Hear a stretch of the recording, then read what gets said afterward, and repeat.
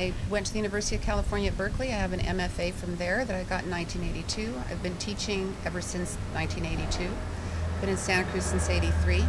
I teach in the community college system and sometimes in the UC system as an adjunct instructor, which means that I drive long distances for part-time work all over the county and the other two counties north and south of us.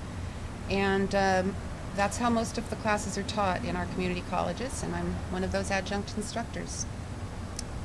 And if Prop 30 passes, I hope to be employed still next semester. Yes.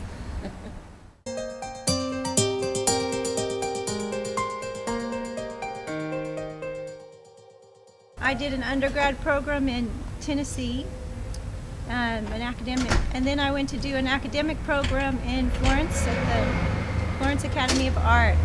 So I moved into representational art form, and that's what I do now. And my husband and I are opening up a academic program here. In the few instances I've had to actually tutor students, both adult and younger students, I personally start making a connection outside myself that's rewarding. And obviously when you're teaching somebody something, whether it be art or anything else, you're extending that connection to them and they're connecting to you. And I think that when you learn any art form, you learn to get in touch with a connection inside yourself. You learn to make a connection when you share that art. Again, whatever that art might be. For me, of course, it's painting and drawing. Well, I am a mother that went back to school, to the junior college, and so I appreciate every comment you made along those lines. And I know that teaching in the the school environment always fed me, and it took me years to get my degree. I worked literally until maybe 10 years ago to finally get my degree, but I was always taking some sort of a class that maybe it applied to the arts, maybe it didn't, but always just educating myself. Mm-hmm. But the relationship between the teacher and the student, because I've been both and I was a student for so long, I appreciated being a student, you know, just because of what I learned. And I mean, I just love always being fed. I haven't been teaching this technical way for a while. I used to teach children and a real playful, you know, painting, not very serious, more expressionist. And now I've gone the other way and I'm teaching a very technical. And but what I'm finding in teaching teaching realism is that the philosophy behind it is you're going outside yourself to look at something else, to find a truth outside yourself, and then really study it. And it almost becomes a philosophy of life. It's to go outside yourself to see what's going on, and then bring it back into process. And so then you're not having distortion, I guess you could say, with reality around you. It's been a very interesting philosophical conversation around the students that have just started learning this with us, and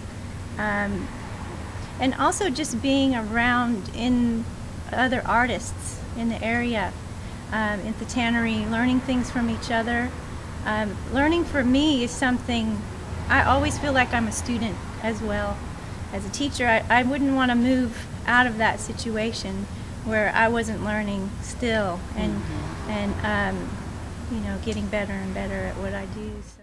There's so much more to arts education than teaching someone how to draw representationally, even when that is what you're doing. If what you're doing is teaching, you know, proportion and scale, there's still so much happens in the classroom and outside of the classroom, and having coffee with a student.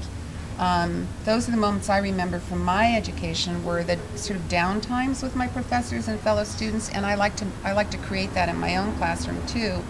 There's a lot more than the actual assignment going on.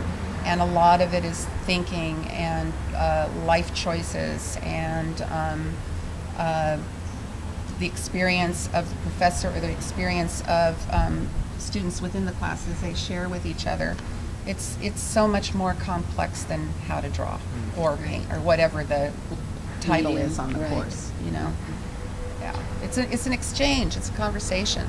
The one thing that we'll have, I don't think ever, is an extinguishing of the flame of people creating things. I mean, look around us now. I'm sure we all have friends and family, compatriots who are struggling to get by, and still they create. Still they come back to making what they do. That I feel optimistic about. In the relatively short-term future, I just keep hearing nothing but the talks about economic concerns and cutting budgets. I was amazed when I came to California and found that art isn't really in our public schools in an official fashion, and it just seems stunning to me. In Maryland, where I grew up, it was there. I think that art is kind of like what's such an integral part of our spirit, that it won't die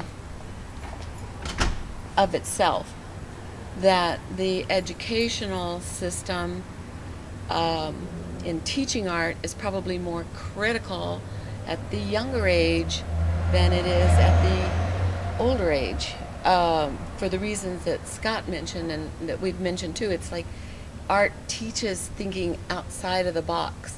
Art teaches understanding of others. You know, art teaches patience. Art teaches acceptance of yourself and of others and of the work. So I think that it's integral as our survival as humans. It's not just a curriculum or a class that we need to round us out. I think that if they had to eliminate, they should not eliminate art.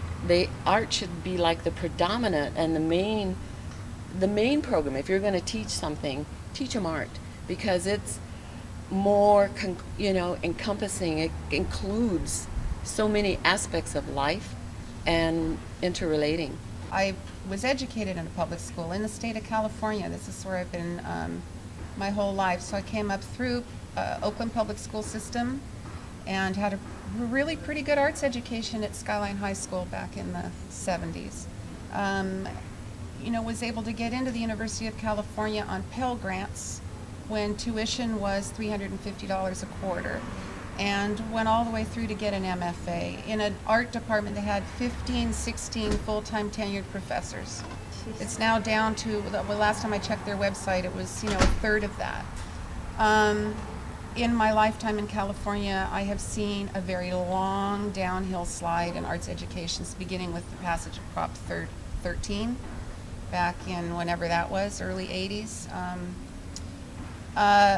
So, no, art's not going to die, but providing access to art through our public school system is in terrible condition, and it's not looking good for the near future with the condition of our state budget. I think that would the state cut out math? Would they cut out engineering? Would they cut out reading and writing?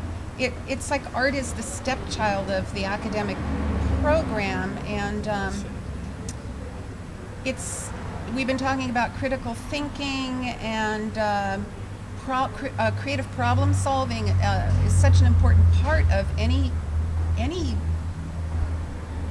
whole human being, a whole educated human being, in terms of how they navigate life, a business. And someone brought up Steve Jobs. I mean, there's a perfect example of a creative person.